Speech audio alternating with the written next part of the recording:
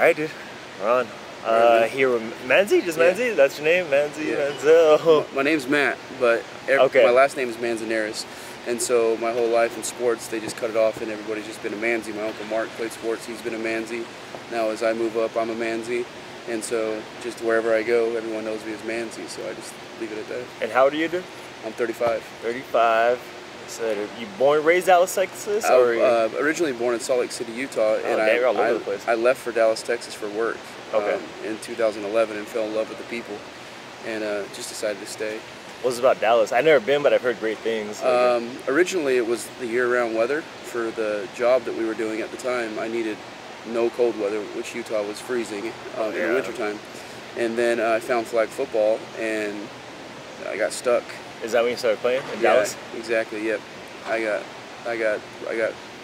They Freaking addiction, they call dude. flag football almost similar to crack. Yeah. It's just once you get in there, you can't get out. And so I got stuck in Dallas, Texas, and love it. That's awesome, dude. That's a funny thing that you bring that up because it's you're the first person I'm talking to, like, besides Mexico and like San Diego, LA, like Southern California, you're like the first person I'm talking to like out of there. Right. But it's funny because that always comes up, dude. It's like a drug addiction or any kind of addiction. Like once you get the little hit, you start playing as much as possible. I don't know how it is, like days of the week, like which days you were playing, but it's like you try to play as much as you can, no matter how far the trip, tournaments, everything. You're in everything, I assume, right? Or when you first started. Everything. Yeah. So me and there's another cat. His name's Black Jackson. He's our oldest player. He's 43. Oh, damn. And he Stud, played so. 7 days a week No. for about probably the last 10 years strong. No. Whether it's taking a train, whether it's whatever the case may be. If he has to walk 2 or 3 miles to get to where he needs to be, he plays 7 days a week. And so when me and him originally linked up, me and him were just every day he gets a phone call or he gets a text message. Hey, Black, it's playoffs. Can you come here? So we'd be driving from one side of Texas to the other side of Texas. Hey, Black, it's playoffs. Can you come here? So everywhere we were just driving just to make sure that we could play, but at the same time, he was kind of like our in because everybody knows him. Yeah. Is one of the best in the area. So That's dope, dude. Yeah, so it's like so reaffirming. It's cool to hear that like from you, from someone from a totally different background, Right. so a totally different area. Like it's the same thing. It's still that.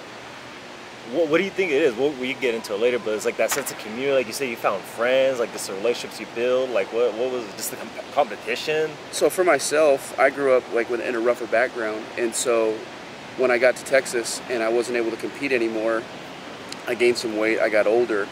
And then I started hearing people talk about football. Football, my first love, is football. So I showed up at the fields one day, and there's a team called Havoc.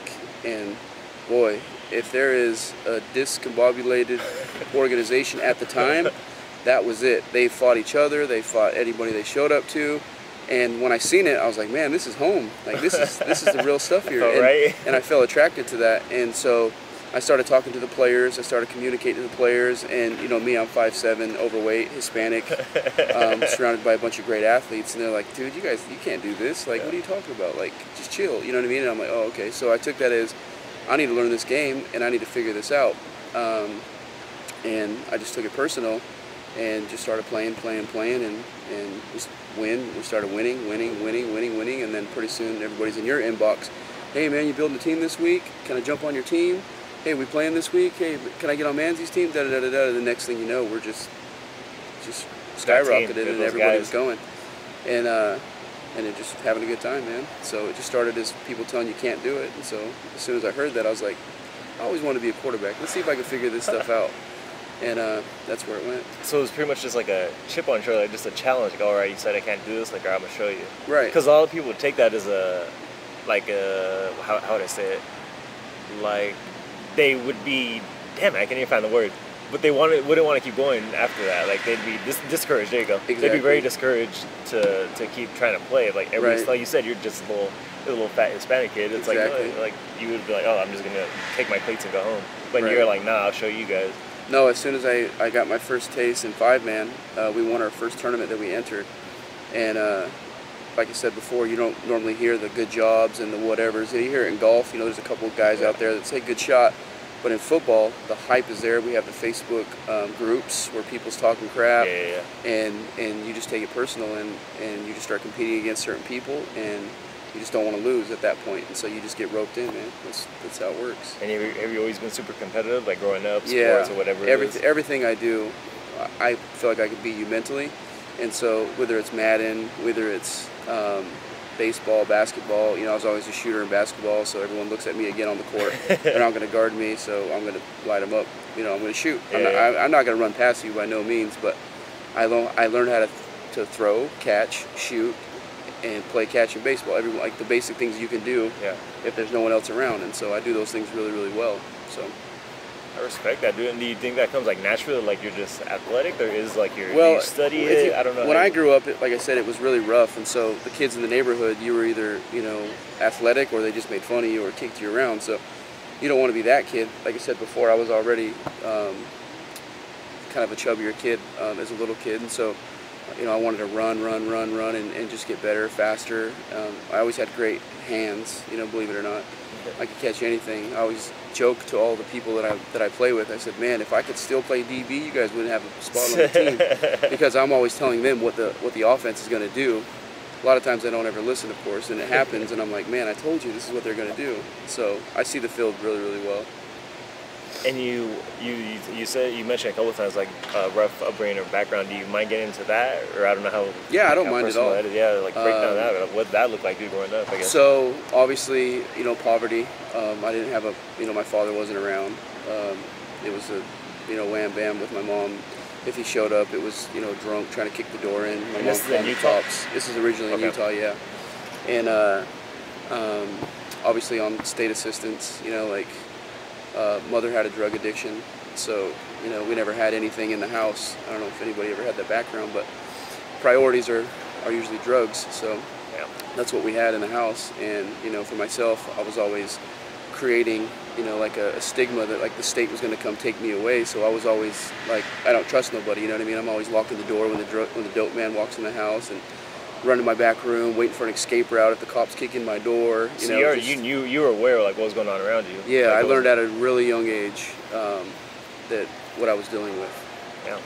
So drive-by shootings, in the neighborhood, people tagging on our houses, just a lot of different crazy things, man. Just it was normal to me, but now that I grow up and I see everyone in the communication of the kids in the streets today, I'm like, I was right where you're at.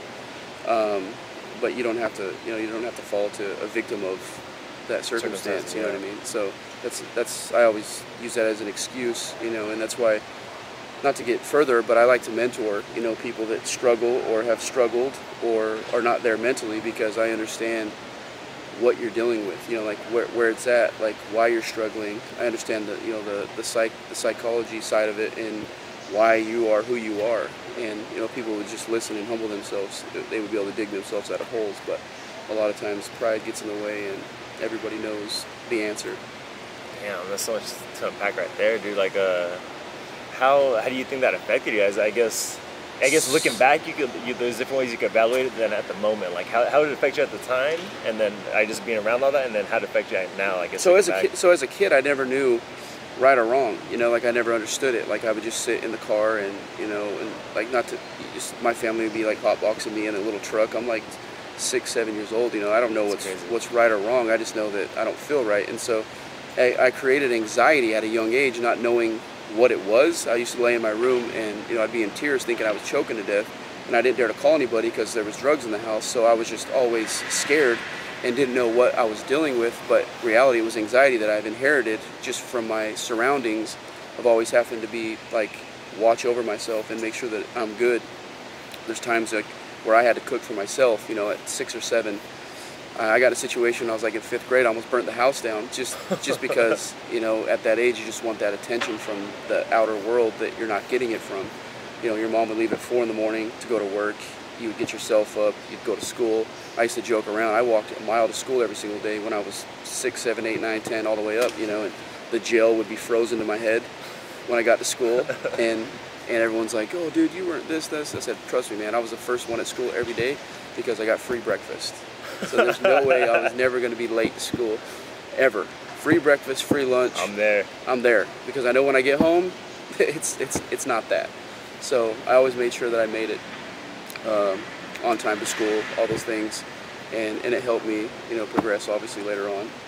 I ended up doing better long term school-wise. It says and you said you were doing things like kind of just to grasp for that attention, or I mean, or at the time, now that I look back, it's like, why else would you burn your house down? You know, I told my mom at the time that the fire department was there, Yeah. and they told me how to stop, drop, and roll. You know, I literally had half the house on fire, put it out by myself, went to school with my face completely black. Damn. And, you know, and I was thinking, I mean, it got the attention that I was asking for sure, because she called and she was on one. She took me to my uncle's house thinking that he was going to whoop me, and we laughed about it. So it's just kind of how it goes. That's nuts, because you hear what you're saying right now. Like, you don't even think of that. When you think Utah, you don't think of these circumstances. Like, you think just straight Salt Lake City, happy moment families. Yeah, Utah's very clean atmosphere, but the people they still have issues, and wherever there's poverty, you'll always see struggle, and wherever you see struggle, you're going to see drug addiction and drugs, and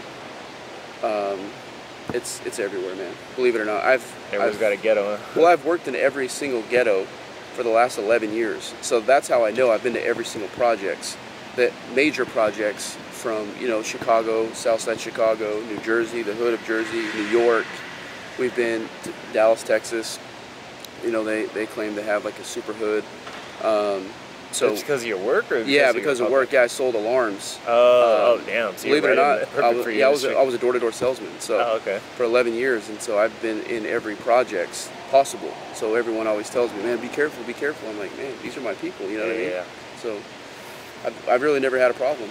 I fit in, I guess. I understand the people. I understand what they're going through. You know, and as long as you're respectful, and you're not there at night, you're good. As long as you can explain yourself, you're good. Yeah.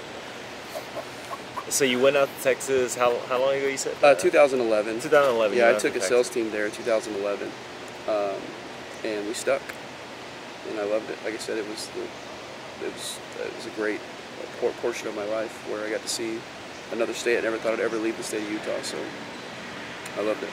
So, all right, so growing up, from what did it look like from, I guess, let's say, high school up until your move to Texas? I guess, I mean, it's a big gap, but just like, what did life look like? So high school, 9th grade, I wanted to play baseball for a school in a certain area, and so I had to move with my Uncle Mark. What's weird is willingly I didn't try that, but my mom ended up going to jail, and so I had nowhere else to go. So my grandma took me in, and then I was able to play where I needed to be, instead of, you know, staying in the areas. When, like I said, when I talk about low income, you go where there's housing and where they accept your housing. Yeah. So we were stuck at a certain area. I needed to be in this area. There so happens my mom went to jail, my grandma took me in, and I was in the area that I needed to be. As far as high school, I played all 3 sports: football, baseball, basketball. Our football team was great. We lost 2 games in 4 years. Yeah. I wasn't the best on my team. Like I said, I'm still short, thick.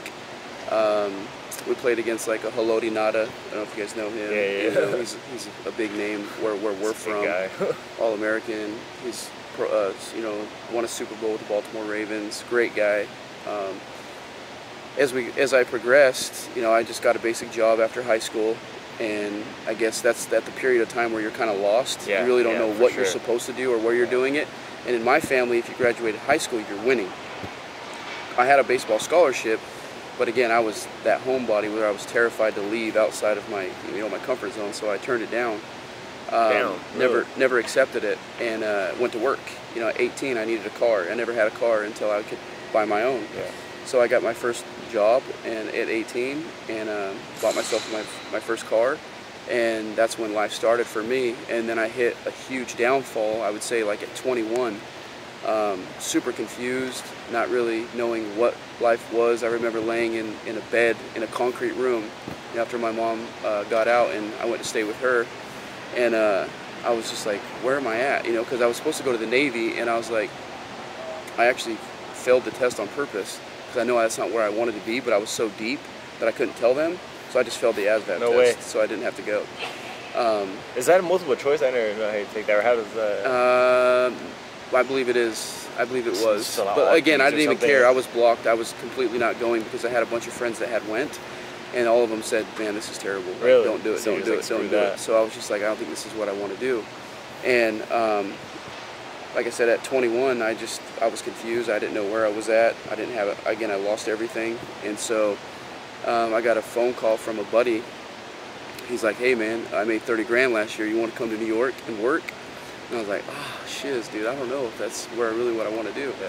And he's like, come on man, like I made 30 grand. You're way better than I am. And I'm like, okay, whatever. You know what I mean? And I can go on forever on this story, but previously it was funny. Me and him played a game of Tecmo Bowl for $800.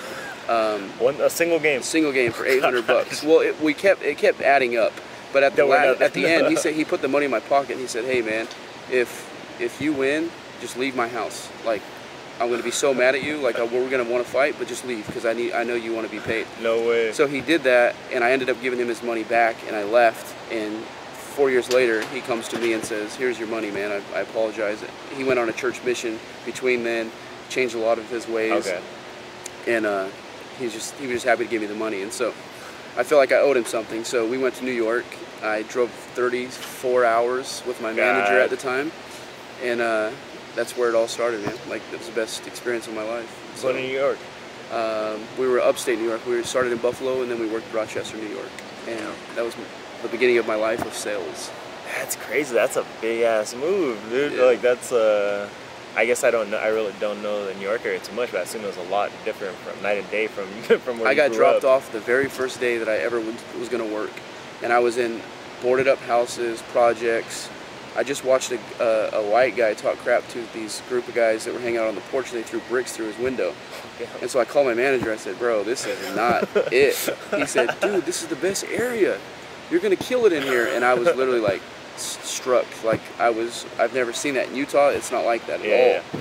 And so from that day forward, I was like, I'm human. You know what I mean? I can make these people like me. Yeah.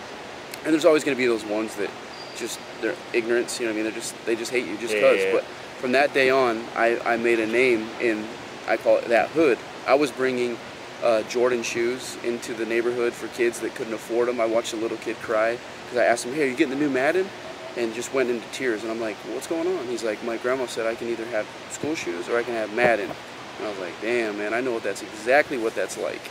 And so the next day I brought him a pair of Jordans. And I was like, here, man, here's the shoes. Grandma, you get the Madden for him now. She gave me a hug. She was in tears. And from there on... Did you know this kid? Or was I just met him in the streets. I just met him knocking his door, talking.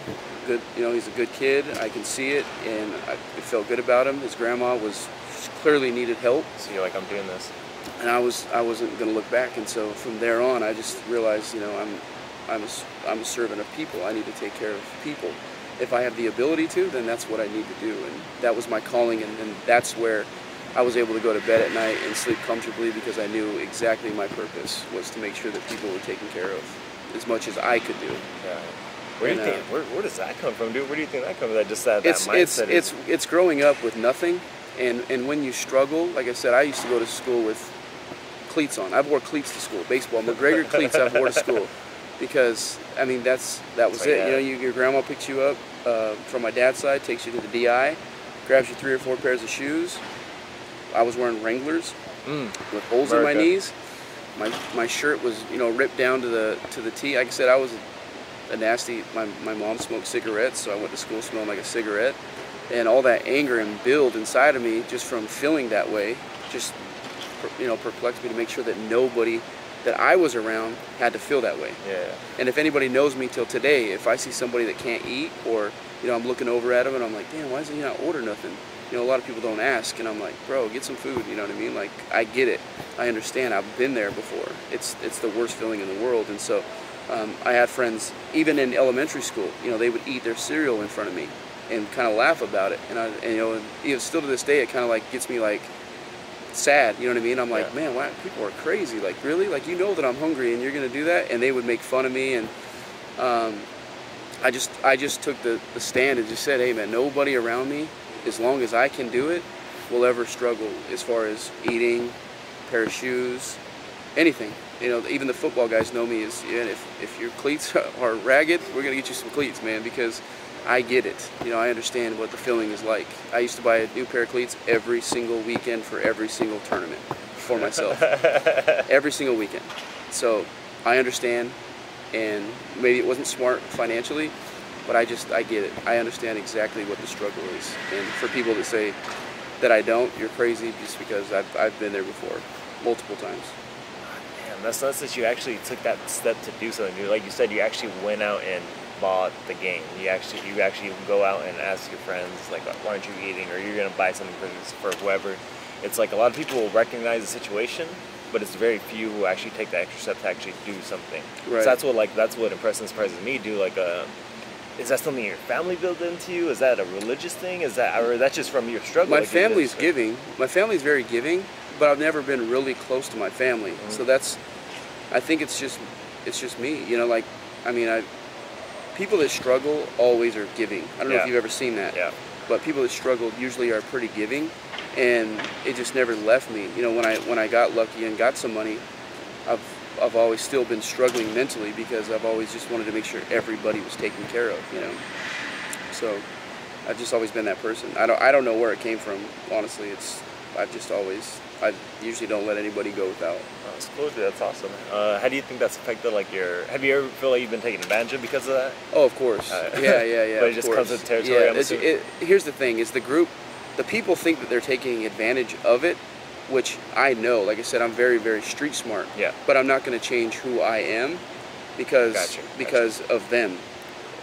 Whoever those people are, they'll get it. You know what I mean? Like, there's going to get a time too where they're laying in bed, surroundings are quiet, and they're lost. And they're going to say, dang, I remember when that guy used to hook me up, take care of me, tell me that he could get me a job, tell me that he could help me get somewhere in life, and I didn't do it.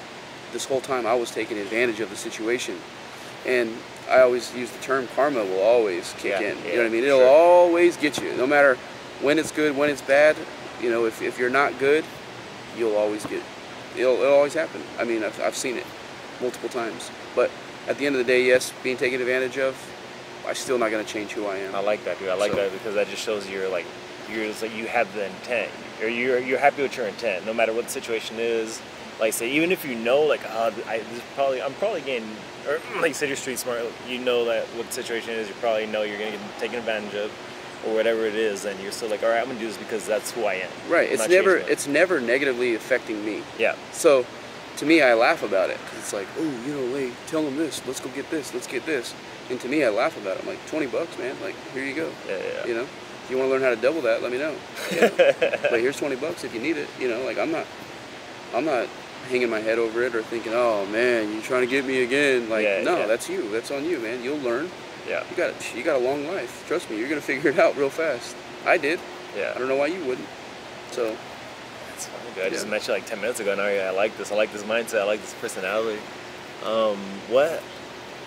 Let's go back to, you said you're lost. You're 21, sleeping in a concrete room, or I don't know how you broke it down. Yeah. It was just it looked like a crack house to me, but there was no basement. It was like where a bunch of dogs were, like, so pissed everywhere. So like we had to build our own little walls, but it was still concrete, and they just dropped a bed in there. We didn't have no lighting or electricity, so when you went down there, it was black, pitch black.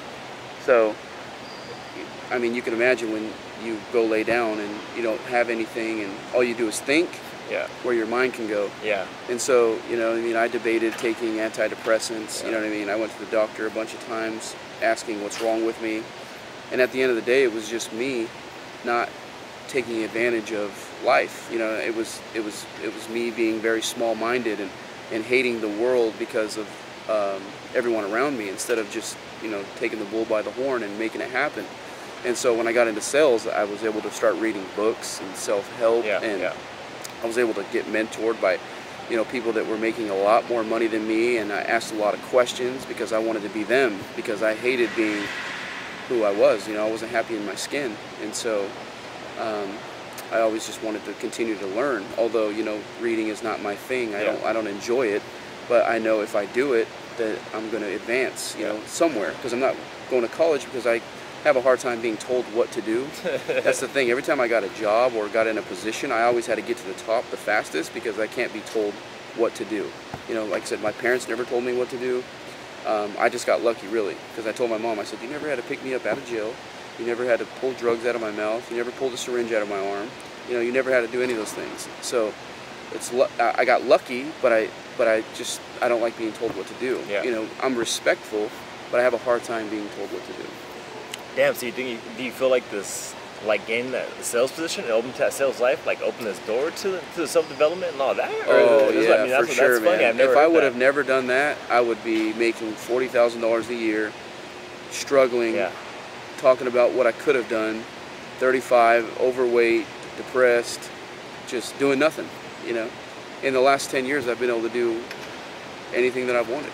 I mean, That's really, awesome, almost anything that I've wanted. I've traveled the world. I've done I've done a lot, things I never thought I would ever Yeah. do. So that if I wouldn't have got into that field, I would be average. Damn, That's how I awesome, feel. dude. I'm so interested in that because I don't think I've ever heard that before. Like, what was it about that? Was it just like the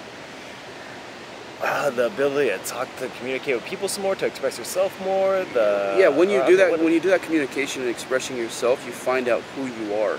You know, you really start hearing what you're saying, and you start believing it. You know, because in the beginning, you know, you're just talking what you're taught. But as you keep communicating, you start understanding it. You're like, this is why I'm saying this, and then you start believing it. And then my passion for people Yeah, just made it yeah. so much easier. You know, people, when they communicate with me, they're soothed. They're not like, ooh, man, this guy's trying to get me. Yeah. They understand that I'm there for them, not for myself. So it makes a huge difference when people can get the feeling that you're really in it for them Yeah. Yeah. versus in it for yourself. And I don't know if you've ever seen people that are like that, but you can get a really good feeling of people that just care about themselves. Yeah, for sure. And you're just kind of like steer clear, like, whoa, man, I know you got this for sale this time, but I don't want it. You know, Yeah. and they call you every time they just have something for them to sell you. I don't know if you have those friends, but they exist. I No, promise. absolutely. And then, like you said, if you're street smart, like you pick it up. You know when that salesman comes around. Immediately. So I think that's so cool that you connected that with, like you said, with your passion for people. Like it was just a perfect fit, and it wasn't just like you were, like you said, you weren't just trying to sell something. You were genuinely trying to serve people, whether it Right. was through your product, through your service, or just through you, whatever you could do. I mean, it was just genuine. It sounds like it was just genuine. Right. It was. I loved it. I love the feeling of leaving someone and knowing that they're taken care of, or a hug. You know, I've never been a guy of hug. In my family, we don't hug. We yell at you or talk crap to you. There's no hugs. So, you know, when I first started doing that, very awkward. But, Yeah. you know, you learn to love. And so Yeah. it makes sense. For sure, I was the same way, dude. We have no sense of affection in my family at all. Zero. Never, I love you, no, nothing like that. No, like I said, no hugs. But I started going to church when I was probably like 18. But through that process, like I just became so loving, gay with people. Just Right. everything's a hug. Everything's just like, I love you for Right. everything. So that grew on me. I think that, and even after that, I think that's really transformed me. Just like you said, like just genuinely caring about people. Right. It's not just a show to sell something or to get something for yourself. It's just a genuine passion or care for people. It's important. All right, we got a lot. We covered a lot of like background stuff, dude. I wanted to get to know you just because I said we met 20 minutes ago. Right. So I'm just pumped that you're able to just to meet up with me and just to respond to me, dude. Because I know it's just weird to sit down and talk to a random person. But I mean, I didn't know you're a salesman, straight people person. So it's awesome. It worked out perfectly. Yeah, appreciate it. But let's get into the football talk, dude. So you moved to Dallas. You say you start playing Right. straight drug addiction. Then what did that look like? You start playing with your boy, you start winning, and then how are you here? You're the main team coach. Right. So what happened was, originally, I just started showing up at the fields. Next thing you know, we're entering the following state. We lost one of our better players. He got into some legal issues. What year was this? 2000 and let's say 16 or 15. Okay. I can't be exact. Gotcha.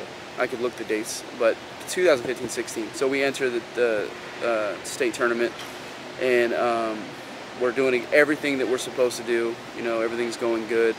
And this is no contact 8-man. no right? contact. No Yeah, we've never okay. played so contact. it's like this 7-man kind of Exactly. format. Okay. 8-man screen, except the center is Gotcha. eligible. Gotcha.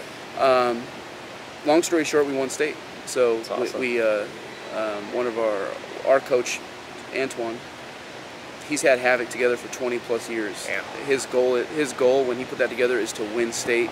I almost seen tears out of his eyes. Was that the first time? First time ever. That's awesome. So, the team did exactly what they said they would do for him. They won state, and still Havoc and 8-man before this tournament came, still a force. when they show up, they know there's always a chance that they're going to walk away with the trophy. And so when this tournament came, everybody just dropped everything. Yeah. And this is obviously the most important. It's $1 million. So Yeah. we won state, and like I said before, we've just kept it as a brotherhood. You know, like the same group of guys, we play together in 8-man. Now it's going to be 4-man. Yeah. They've combined it, so then 5-man, and I mean it's hopefully it ends as a dynasty. You know, hopefully that's awesome. what it is. Hopefully we win this $1 million.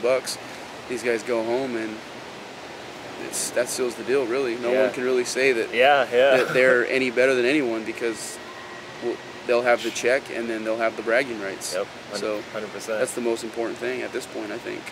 Since you said winning that state thing, the state tournament was so huge, like how does that compare, I guess, emotionally or just like pride-wise with this tournament? Because it's like it's two different things, but like how At would the you compare it? time, it was comparable. Yeah. But when you roll it over to a life-changing amount of money, and then the amount of publicity that's involved in this, and exposure, and you know, you're really traveling like a real-life professional. Yeah. You know, like they're expecting us to be real-life professionals, and so at the time it was huge. But I don't think you'll ever be able to touch what the AFFL is doing right now. Yeah. I just don't think you'll be able to do it. You know, everything else since this has started, it's just been on the back burner. It's just kind of boring. Yep. It's like, oh yeah, we're gonna go play this tournament for $1,000. Like, oh well. Like at the back of the people's minds that have lost are like, dang, dude, I wish so bad we were still in that tournament. Yep. Like I have to go play on Sundays now in league and try to win a league championship. Like, wow. You know what I mean? We don't walk into locker rooms where the uniforms are laid out and you shower before the game, you shower after the game, you got a camera in the game, you got Ocho Cinco in your locker room, you got Santonio Holmes, you know, offering mentorship. I mean, there's no comparison. I mean, it's good and bad. We'll see the good where they take it. Yeah. If they just kill it, then it's basically just going to be a pipe dream, and everyone's just going to wish they had it. Yeah. And if it continues, then obviously it'll give the guys an opportunity that want to progress and be better in flag, and give them an opportunity to really do something with themselves. And just put flag's already huge, like on the local level, or on the individual level, but I mean, it'll just give it more national exposure. Like, just put it out there, like this, like NFL Network or whatever route they want to go with it. Like, I've just been excited to see so many people interested. Right. Like, because usually there's a lot of people, like from the Church's Money team, it's like whose families would never. I mean, you're never going to go to one of the rec league games on a Sunday. Right. But your family's able to watch it on TV, and it's like, oh damn, like this is a real thing. Like, you're not just dicking around on Wednesdays with your buddies. Like, this is real life. But I think that's so cool. I agree. And like you said, like it is like they were joking around about it, but the whole thing about going, like, after losing here or playing here and getting to this level, and then taking an L, going home and having to play at the league for a championship, for a trophy or a shirt, it's like so hard. It's like they were like, the Church's Money guys were like, dude, like, how do I even do that? I was like, should I even play anymore? I was like, what do I do? Like, I'm gonna start practicing for next year's AFFL thing or however that goes. I actually got a word that they are going to continue to do tournaments until they can create a league. So oh, really? I heard that there is going to be an extension of this in the fall. So we'll see what happens. It all comes down to the viewers the next few days. Yeah. And I mean, obviously investors and those types of things, but I think they'll continue it. They look like they're liking it and wanting it to keep going. So I think there's going to be more opportunity for others.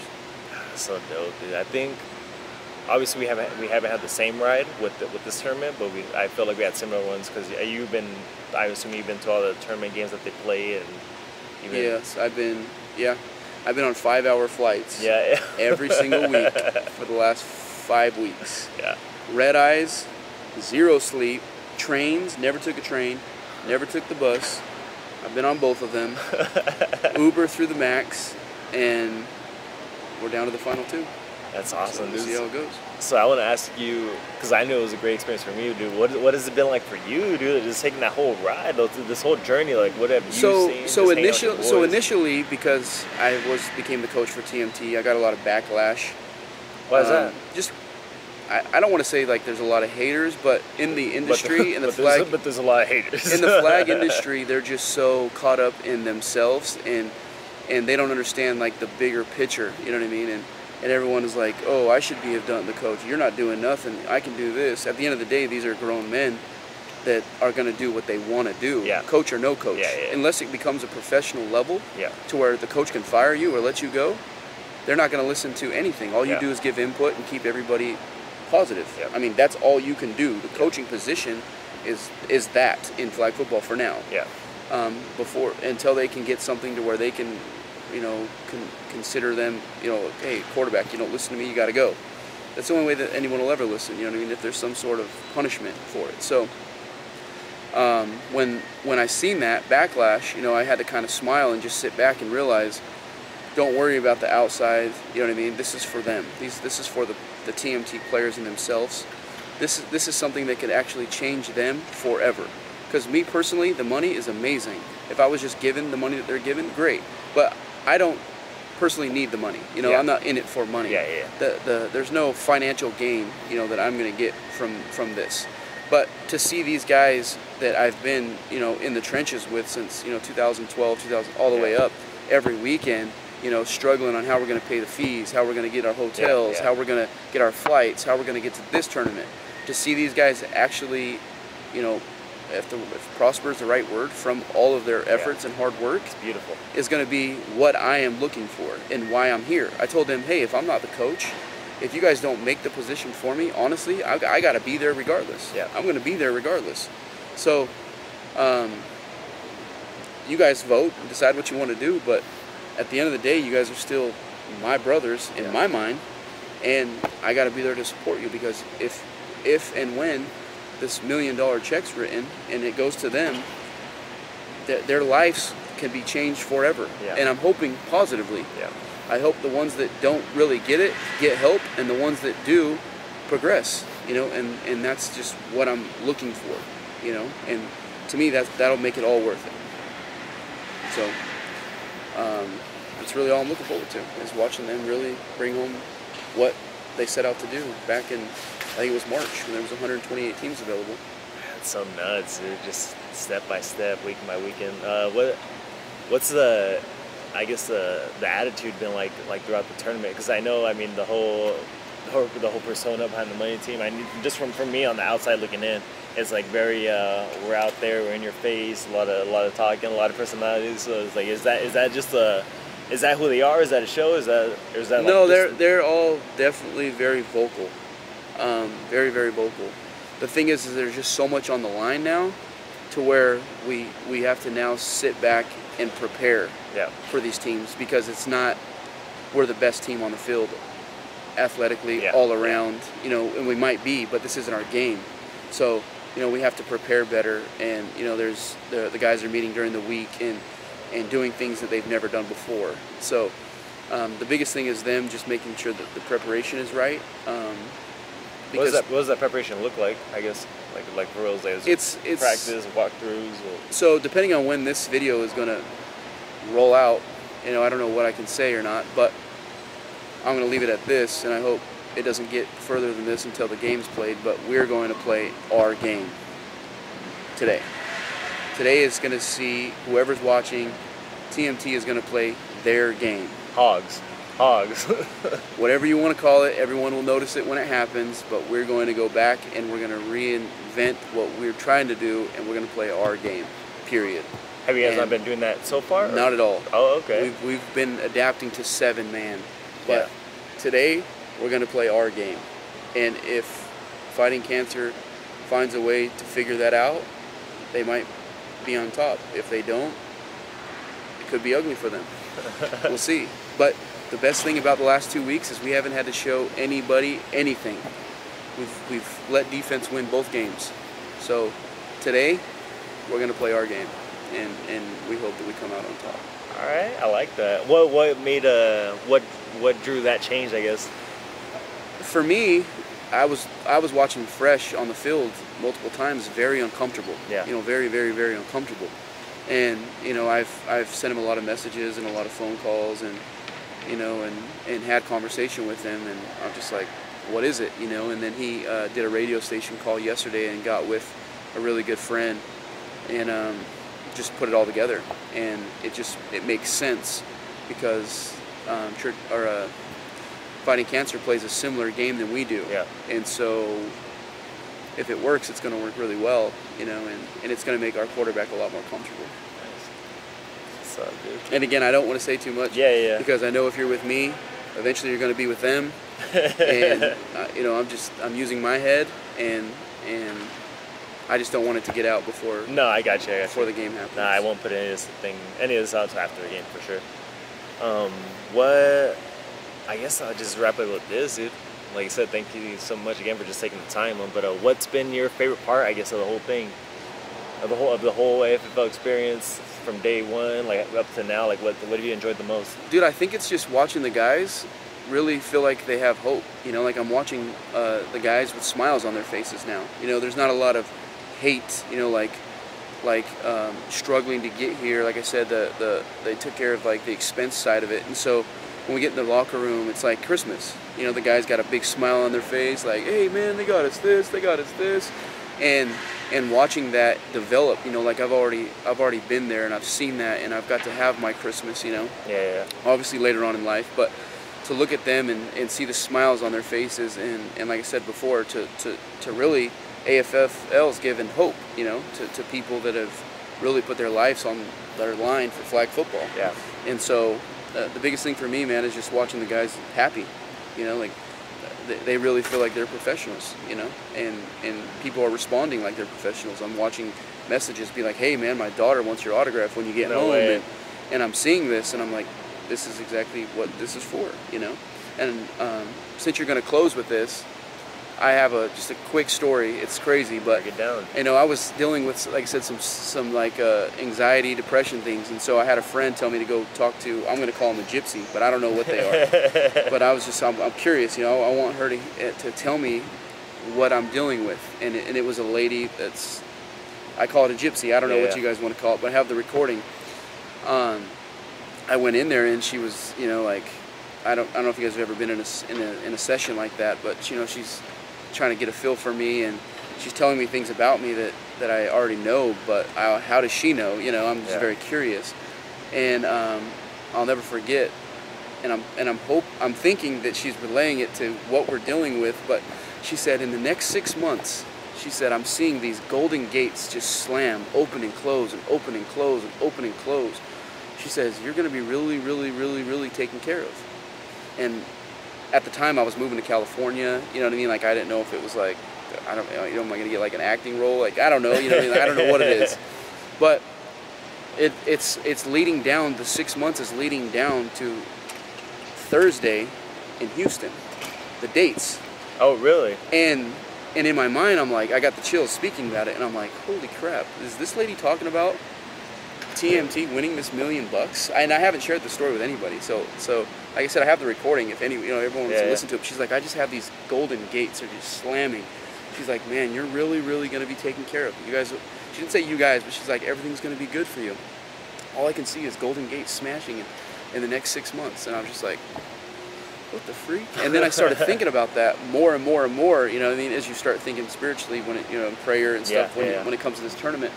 And I'm like, dude, what if she's talking about this? You know, that's going to be for me, is going to be like the happiest thing that would ever happen, to see these guys win this tournament. Minus the money, you got all the bragging rights. Yeah. And like I said, Fighting Cancer, they're saying, is are they the favorite? The overdog, or whatever you want to call it. It's really? the first time we've ever been the underdog. And, you know, they wanted to bet thousands of dollars and all this other stuff. You know, they're trying to bully us. Yesterday they got off the bus, and the NFL guys approached our guys, and they said, man, you guys better handle these guys, because they are talking cash crap about y'all. They're saying they're going to smash you guys. You guys don't even got a chance. Damn.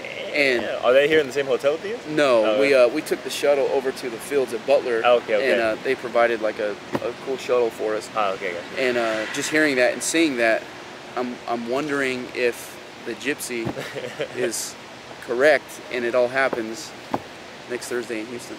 So if you want to wrap up with that, you can. It's been great, man. Nah, hey, thank you so much, dude. That's awesome. Appreciate it. Good luck, fellas.